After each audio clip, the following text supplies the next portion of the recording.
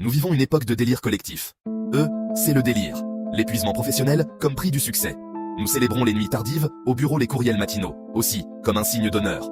Nous portons notre épuisement comme une médaille, mais cette quête incessante de productivité nous mène droit dans un mur.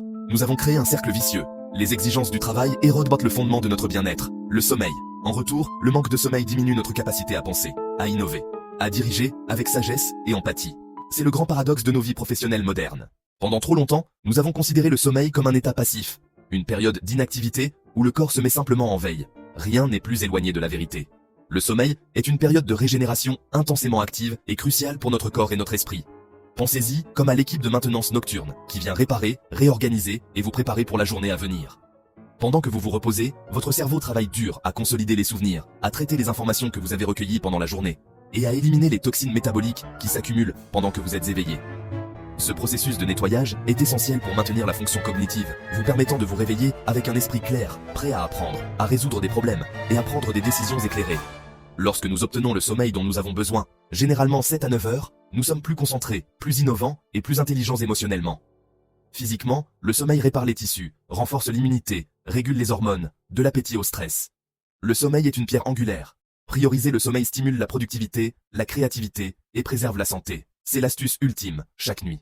Notre culture est saturée de mythes sur le sommeil. Le plus nuisible, le génie hyperproductif privé de sommeil. Nous glorifions ceux qui prétendent fonctionner sur 4 ou 5 heures. Le récit dit « sacrifier le sommeil pour réussir ». La réalité est différente. Une infime fraction a un gène rare. Pour la majorité, la privation mène au déclin cognitif. La créativité diminue, les décisions se détériorent. On croit s'habituer à moins dormir. Même sans somnolence apparente, les performances chutent. C'est une dette de sommeil mesurable, une véritable adaptation est biologiquement improbable. Le rattrapage du week-end aide peu et perturbe le rythme circadien. Plus d'heures ne veut pas dire plus de production.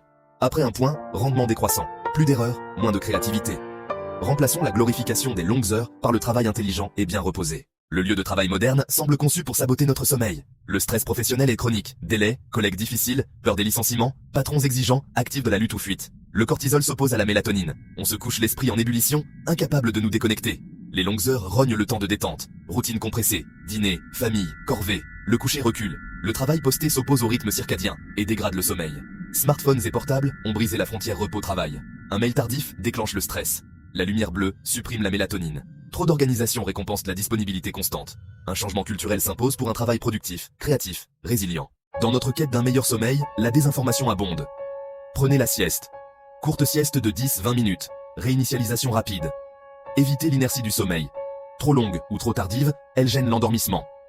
Pour les travailleurs de nuit, sieste planifiée utile. La caféine l'après-midi, mythe sans effet. Sa demi-vie est de 5-6 heures. Un quart circule encore le soir, retardant l'endormissement. Gardez le café le matin.